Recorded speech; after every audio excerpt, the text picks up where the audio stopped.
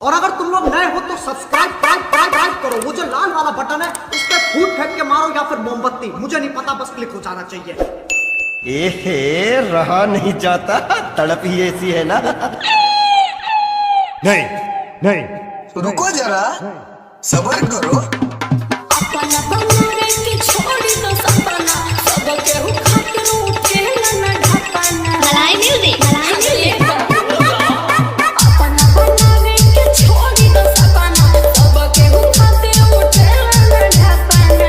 अच्छा हम लाठी के होना चाहे होके छूना मोर देंगे खत्म, bye bye, tata, goodbye, गया। इस सज्जन को क्या तकलीफ है भाई, क्या तकलीफ है इनको? अगर तुम मिल जाओ, अरे तो का कर ले वो पलंगिया तोड़ देंगे हम। अगर तुम मिल जाओ, पलंगिया तोड़ देंगे हम। और मौका में एकदम खपले बड़ा। कौन है ये लोग? कहां से आते हैं? मलाई म्यूजिक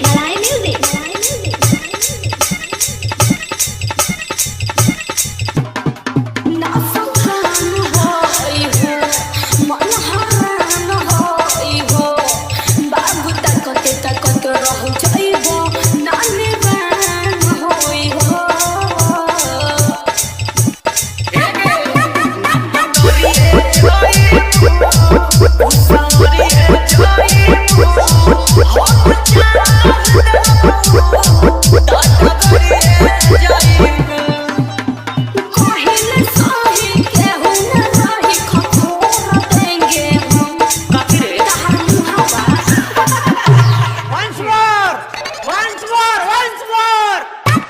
अगर तुम मिल जाओ, ढेर ना उड़ा दे पलंगिया तोड़ देंगे हम।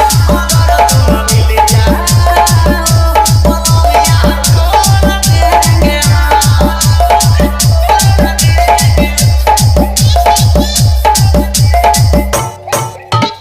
गजब बेइज्जती है। Your question? मैं नहीं बताऊंगा। हम चलना कर, चलना कर, हम आई बनाई हाथे जादू साथ बमरा। जियल कोरी पिंकुला कोरी चले जा जय पूजा तोनी हाल कोरी है। सुनाए बाबू खाना भी काबू होर देंगे हम। आप रोकी रे कहा घूम मारो हमको, हमको जिंदा मत छोड़ो सालो। हम कोई मंदिर का घंटा है कि कोई भी आके बजा जाता है। इस सज्जन को क्या तकलीफ है भाई, क्या तकलीफ है इनको? पहली फुर्सत में निकल। अगर तुम मिल जाओ, अरे ब्याह सपना में ढुक गईला आए पलंगिया तोड़ देंगे हम। अगर तुम मिल जाओ, पलंगिया तोड़ देंगे हम। Jiregaon, Domanpur, Jiregaon, Domanpur, Jiregaon, Domanpur, Jiregaon, Domanpur, Jiregaon, Domanpur, Jiregaon, Domanpur.